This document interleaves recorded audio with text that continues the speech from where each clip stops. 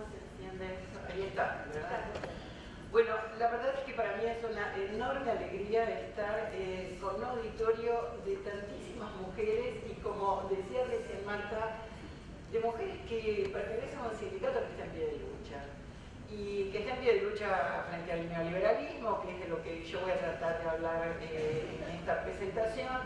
Entonces, para mí es un honor hacerlo. Y también, desde luego, es un honor compartir la mesa con Marta, con Rita, que son personas que también están pensando en esta dirección. Así que, y bueno, y mi agradecimiento, por lo tanto, enorme a Patricia, a las organizadoras que me han invitado y que me dieron esta oportunidad. Muchas gracias, de verdad.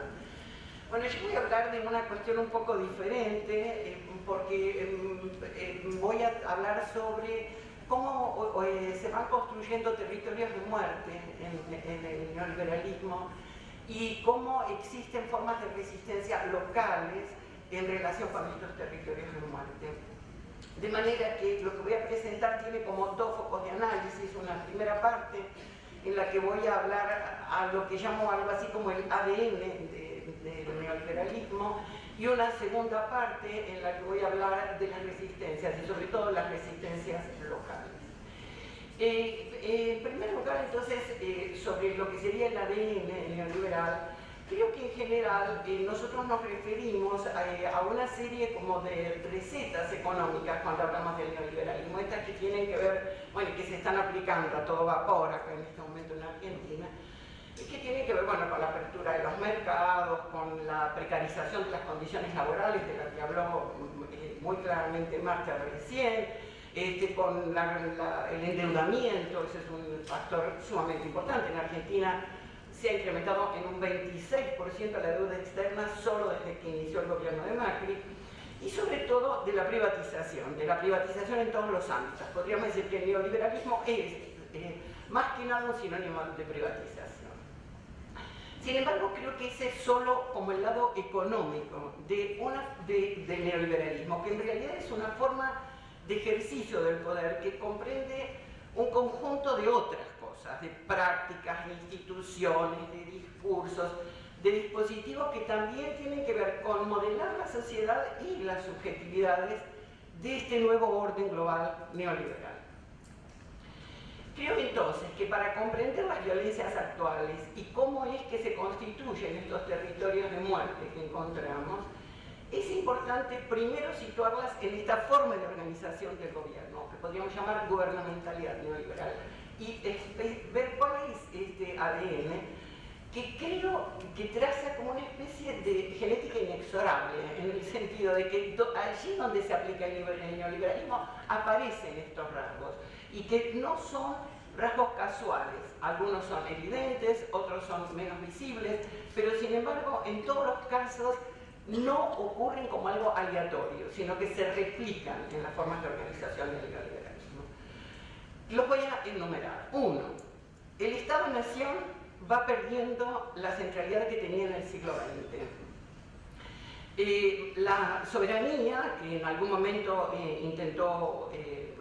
fue de alguna manera un poco más importante, se ha deteriorado por la subordinación creciente tanto a poderes extra como supranacionales, y esto ocurre por distintos mecanismos, entre otros el crecimiento intencional de la deuda pública de la que hablábamos recién.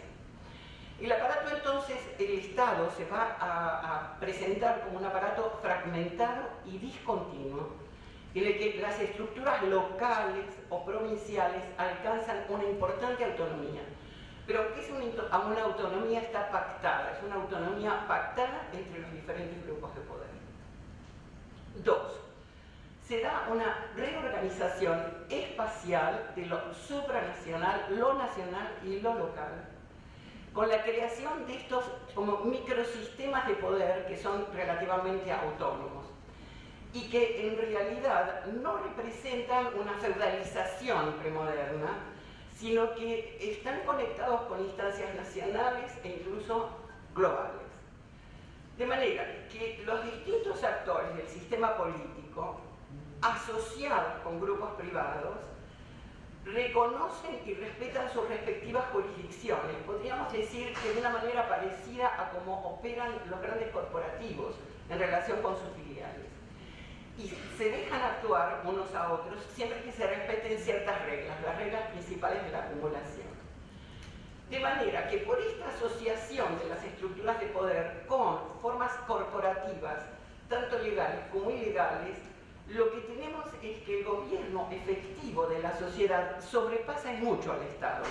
Ya tiene que ver con instancias que sobrepasan al Estado sin que el Estado pierda responsabilidad sobre esto. 3. Lo social y lo político se subordinan a lo económico. Y esto, sobre todo, desde las lógicas de costo-beneficio y ganancia.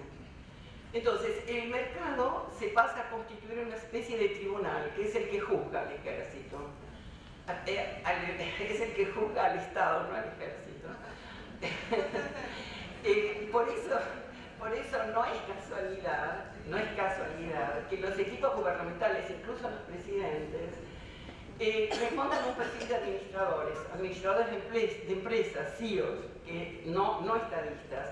Y esto está ocurriendo en los más diferentes países, desde Estados Unidos hasta Argentina, pasando por un montón de otros casos.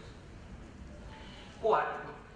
Las redes criminales se asocian con fracciones del Estado, políticos, policías, jueces, para actividades ilícitas diferentes, de diferente tipo. Entonces, unos y otros, tanto las fracciones del Estado como las redes criminales, obtienen de esto beneficios mutuos. Las redes ilegales obtienen cobertura para sus acciones y los funcionarios consiguen a cambio beneficios económicos, que a veces pueden ser personales, otras veces son beneficios de grupo, pero se benefician económicamente de esto y se crean entonces redes que articulan lo legal con lo ilegal para sostener esta acumulación enloquecida que estamos presenciando y de la que también hablaba Marta, que va a colonizar todos los ámbitos de la vida. 5. Este creo que es muy significativo. Los núcleos de poder centrados en el aparato de producción de bienes y servicios son tan importantes como las estructuras productoras de signos y subjetividad a través de los medios de comunicación y la publicidad. Y forman entonces un conjunto inseparable que es productivo, económico, subjetivo. En estos aparatos, los medios, se construyen las llamadas verdades alternativas, es decir, verdades a medias o a veces mentiras flagrantes, pero que sin embargo tienen el poder de instalarse como ciertas. La mentira mediatizada, que ocurre en ocasiones como algo que parece tener más poder que la realidad misma, no es una falla del sistema de comunicación. Tampoco creo que haya que pensar la credulidad de muchos sectores de la sociedad en falsedades evidentes como una especie de estupidez de la gente. Creo que no es así, que todo esto es inherente al modelo del que los corporativos comunicacionales forman parte. Por eso, los medios de comunicación son parte de las estructuras de poder, pero no solo por las alianzas económicas y políticas que tienen con los grupos hegemónicos, sino sobre todo por la centralidad que tienen en la producción de signos y subjetividades. O sea, en la construcción de opinión, pero no solo de opinión política, de lo que es deseable, de las simpatías, de las antipatías, en el contexto de estas democracias blandas y poco participativas. O sea, que en realidad los medios de comunicación no dan cuenta falsa de realidades, sino que crean efectivamente realidades para amplios sectores de la población. 6. El sistema social se organiza como un régimen de optimización de las diferencias. O sea, que hay un reconocimiento de las diferencias étnicas, sociales, culturales, de género, pero una especie de multiculturalidad reaccionaria, que tiene un discurso que simpatiza con las diferencias, pero para sostener la desigualdad. Entonces, organiza y segmenta las identidades para facilitar prácticas de selección y de exclusión. Eso da cuenta de nuevas expresiones del racismo y del sexismo que aparecen enmascarados, tanto en nuevos discursos como en nuevas legislaciones, que van dibujando también un derecho diferencial, con figuras de excepción, como las figuras del crimen organizado y otras.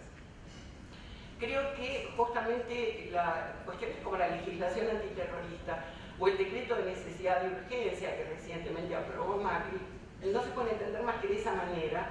Y por ejemplo, el decreto de necesidad de urgencia que aprobó asocia migración con delincuencia, lo cual replica uno de los tópicos más clásicos y socorridos del racismo, precisamente. Y vamos a encontrar lo mismo por algunas legislaciones familiares que replican lógicas sexistas y demás. 7. La empresa, y sobre todo el corporativo, la empresa corporativa, se convierten en un modelo organizacional para el conjunto del sistema. Esto permea los negocios, los sistemas políticos y el Estado, y muchas otras formas de organización social.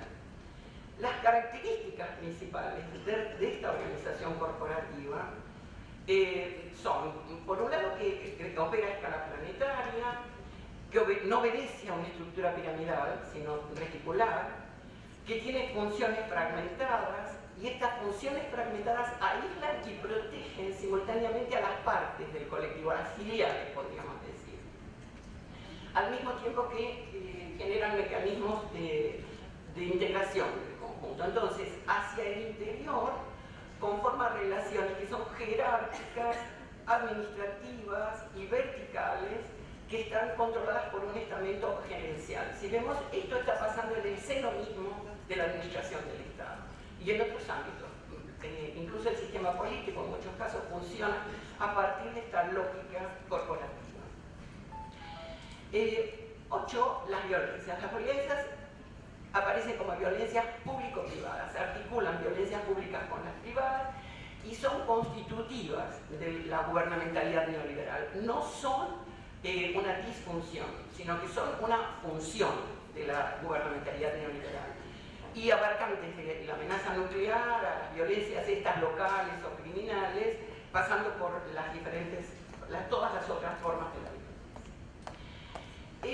Hay que decir acá que las violencias son múltiples y se despliegan en distintos ámbitos. Una de ellas que quiero mencionar es la violencia contra la naturaleza en el extractivismo, que desde luego se conforma también como violencia contra la sociedad y contra las personas. Estas podríamos decir que son realmente inseparables. Ahora bien, hay que pensar el extractivismo como una forma de despojo, tanto de los recursos nacionales como comunitarios, y de comunidades muchas veces indígenas que están asentadas en territorios que son extraordinariamente ricos en términos de recursos.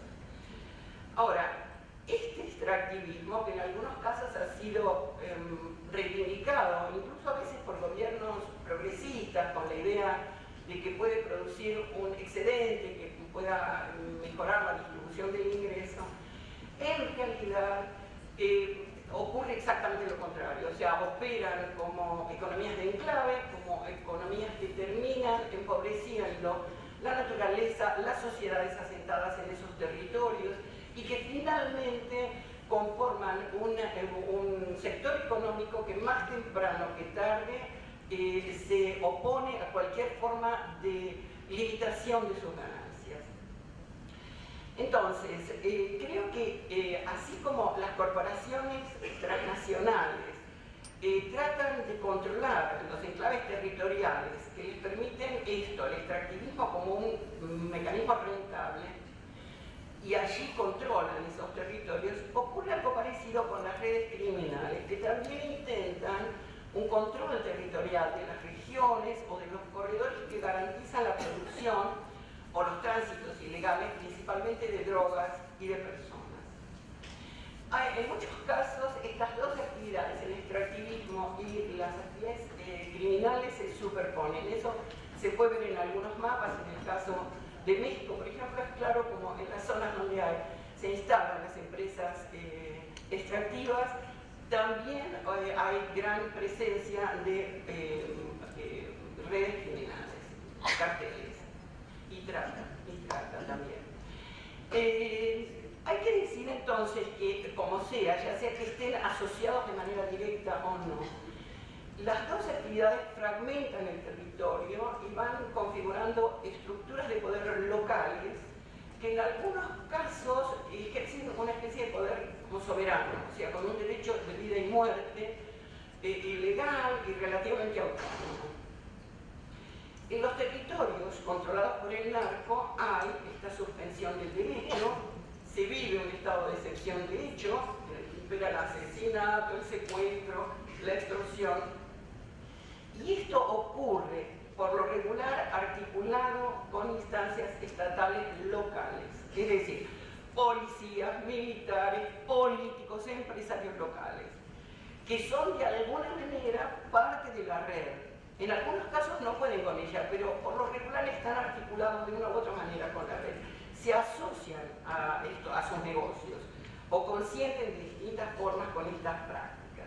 Y esto no es algo que ocurre en México. Se ha visto recientemente aquí en Argentina el caso de Itatí, Corrientes, por ejemplo, donde se evidenció la colusión entre autoridades políticas, policías, narco, incluso el poder judicial.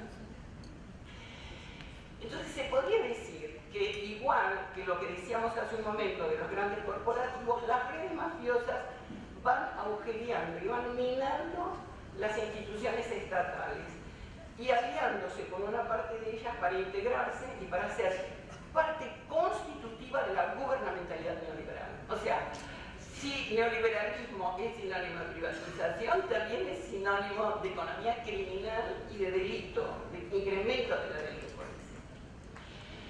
Entonces, estos poderes locales se ejercen a través de violencias descarnadas que en general se exhiben como muestra de poder y de impunidad, de un dominio absoluto sobre los territorios, sobre los cuerpos de las personas. Y por eso, bueno, vemos estos restos de hombres y de mujeres que prácticamente se presentan como reducidos a pedazos de carne, que a veces se presentan o a veces desaparecen. Hay que marcar, por ejemplo, en el caso de México y de otros países, como en estos territorios de muerte, se ha vuelto a presentar el fenómeno de la desaparición y de la desaparición forzada como un fenómeno importante, relevante. Entonces, la violencia que ejercen estos grupos criminales se puede entender como una suerte de terciarización del delito y también de la violencia. Eso lo señaló, para mi gusto, de una manera muy inteligente Esteban Rodríguez Alzueta. Porque en efecto, o sea, las redes criminales y mafiosas hacen que los más jóvenes sean los que realicen las actividades más peligrosas y son entonces también los que pagan los costos más altos. Pero a su vez, las redes criminales se encargan de ejecutar, o a veces son responsabilizadas, por violencias que provienen del mundo político y del Estado. Es decir, que hay una doble terciarización o un doble desplazamiento de las instituciones hacia el crimen organizado y de este hacia las terminales más débiles de la red criminal, lo que implica un desplazamiento social de los costos de estas violencias. Es por eso que yo creo que el concepto de guerra o de campos de guerra no aplica mucho para describir estas violencias, porque no tenemos literalmente dos que están enfrentados. En realidad, estamos frente a la ocupación de territorios por grupos económicos, políticos y delictivos para alcanzar en esos territorios una suerte de poder soberano con el objeto de optimizar ganancias legales e ilegales, sembrando destrucción social, natural, humana, o sea, destrucción de la vida. Es por esto que hablo de territorios de muerte. No porque la muerte en sí misma sea el objetivo de ese poder neoliberal, como una especie de necropoder, sino más bien porque es una forma de organización política que está dispuesta a subordinar la vida, toda vida, a la rentabilidad y la ganancia. En ese sentido, está dispuesta a pagar un precio de muerte, de la muerte de otros, desde luego, de muchos otros, para sostener solo algunas vidas. Podríamos decir que es una biopolítica de la escasez. Eso está operando en todo el sistema, pero no ocurre de la misma manera en todas partes. También acá encontramos el sistema de diferenciación del que hablaba hace un rato, de optimización de diferencias. Entonces, en algunos territorios están estas violencias descarnadas y abiertas, que son territorios que en general se controlan por el terror y que son la parte más mortífera de todo este entramado. En otros hay una exposición menor, o incluso hay algunos en donde, que aparecen como relativamente protegidos, los centros de las grandes ciudades y demás. De manera que ocurre un desplazamiento de la violencia y también de la responsabilidad. Podríamos decir, el Estado en el neoliberalismo desplaza la responsabilidad de sus propias violencias, haciéndolas aparecer como producto de violencias particulares o de grupos autónomos. Hay que decir que en ese contexto estas violencias son funcionales para generar políticas de miedo, para plantear políticas de control poblacional a través del miedo. El neoliberalismo desata muchos miedos, no solamente por las violencias, sino también desata miedos por sus características estructurales, miedos al desempleo, miedos a la exclusión, muy diferentes tipos de miedos. Lo cierto es que estos miedos a la exclusión, al desempleo, a las distintas formas de polarización social, son miedos que en general no se explicitan, no aparecen como razones de miedo. En cambio, hay otros miedos que se alientan, que se administran socialmente y son los miedos que se dirigen en contra de delincuentes, migrantes, terroristas, todos estos otros del orden neoliberal que están construidos desde los centros de poder y desde los medios de comunicación como amenazas sociales, canalizando entonces esta multiplicidad de miedos y, digamos, obturando la visibilidad de los miedos que están directamente vinculados con las características económicas y políticas del sistema. Los medios de comunicación entonces orientan los distintos miedos, los canalizan en esta dirección, mostrando a los excluidos como amenaza, exhibiendo la violencia estatal para asustar y disimulando las amenazas estructurales. Producen entonces un sistema de significaciones que tiende a despolitizar los fenómenos, a estandarizar la opinión pública, incluso a provocar una cierta como sincronización emocional, poniendo sobre la mesa qué sería lo deseable, lo detestable, lo temible, y con esta forma de presentación lo que hacen es precisamente impedir la comprensión de los fenómenos para inducir en cambio identificaciones y rechazos. Esto se hace desde programas de opinión, desde los noticieros, pero sobre todo se contrabandea a través de los reality shows y de las series aparentemente inocentes, pero que son especialmente propicias para este desborde sensible. No parten de la nada. O sea, cuando hacen esto, usan una parte de la realidad efectiva, reconocible, para crear una realidad otra, virtual, envenenada, pero una realidad operante en la vida social y en las decisiones políticas. En efecto, o sea, comprender un fenómeno permite actuar sobre él, pero al contrario, hacer esto, realizar esta estimulación de los medios difusos, lo que crea es inseguridad y dificulta la acción.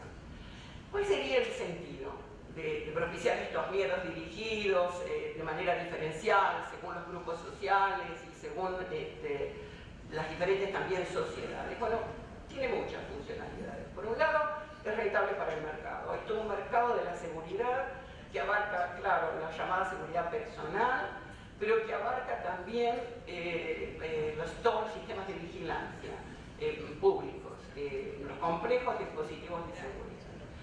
Ahora, también esto lo que hace es lesionar los vínculos sociales, dificultar las resistencias y construir sujetos temerosos, sujetos aislados individualmente, sujetos educados en la crueldad, esta pedagogía de la crueldad de la que habla Rita, por la violencia cotidiana y también por la violencia mediática.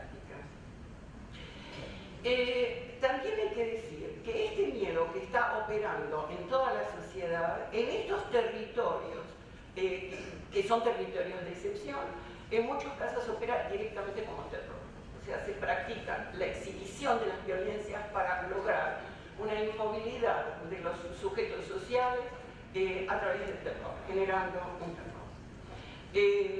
Bien, hay que decir decir que el hecho de que existan estos territorios de muerte, como estas zonas de gran potencia de la gubernamentalidad neoliberal, no implica que no existan resistencias en todos los espacios de la sociedad, incluso en estos territorios que llamamos territorios de muerte.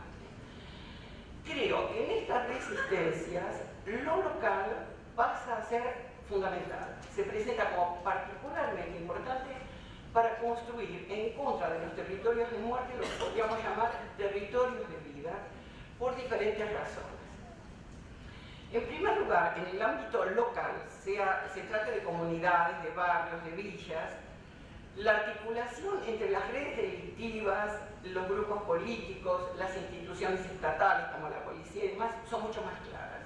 Y son mucho más claras porque la gente se conoce y entonces identifica cuáles son las filiaciones de las personas y las asociaciones que establece. Entonces, al ser más claro esto, es más fácil comprender de dónde provienen estas violencias y a qué intereses específicos responden.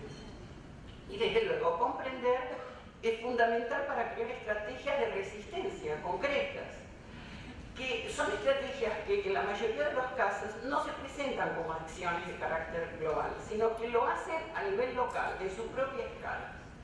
Se plantean estrategias para defender la localidad, tratando de aprovechar las redes familiares, vecinales, de confianza, que ya existían, y de esta manera controlar el problema y desarrollar prácticas que son defensivas.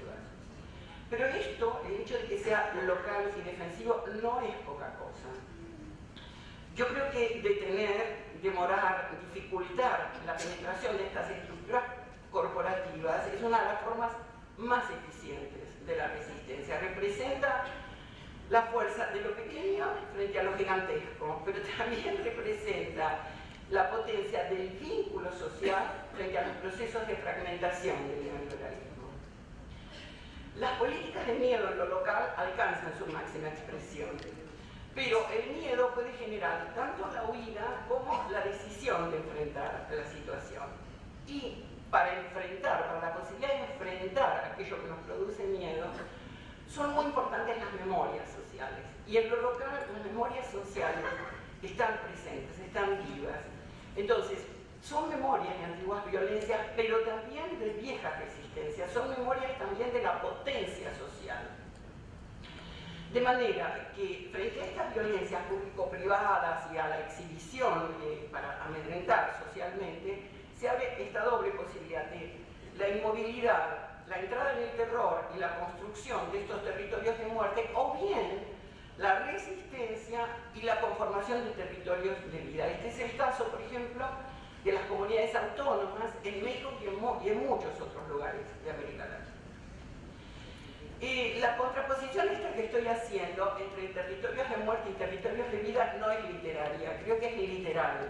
O sea, la apropiación por desposesión, que ocurre en todo el proceso capitalista, pero que ha llegado al paroxismo en este momento, implica la depredación de la naturaleza y de la sociedad de la que hablábamos y comprende el despojo de la tierra.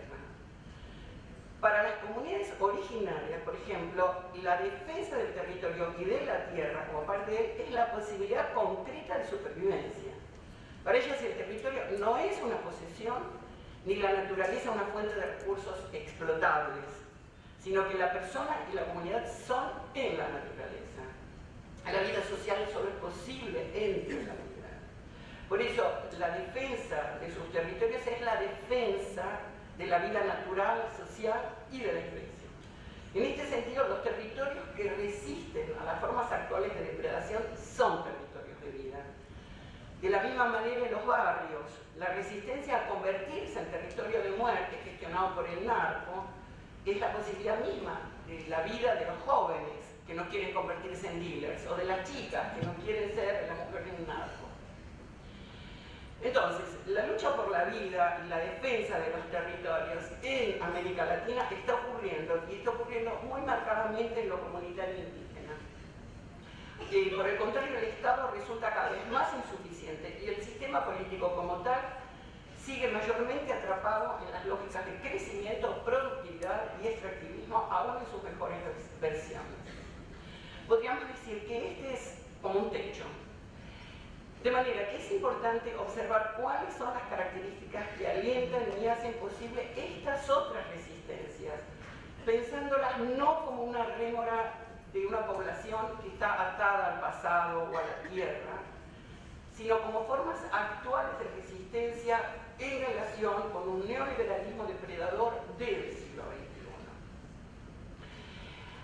XXI. Lo local se conecta con lo comunitario y lo comunitario con lo indígena.